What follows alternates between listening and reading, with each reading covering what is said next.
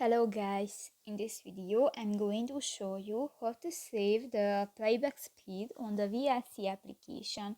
But first of all, I just want to mention, please don't forget to subscribe to our channel, because at 100,000 subscribers we are going to show you our YouTube revenue statistics and growth strategy, how to make money online. So let's jump into it. First of all, open the application on your device.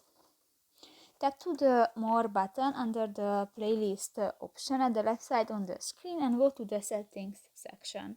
In the Extra Settings section, you can find the second option, the video, and here go to the third option, the Save Playback Speed.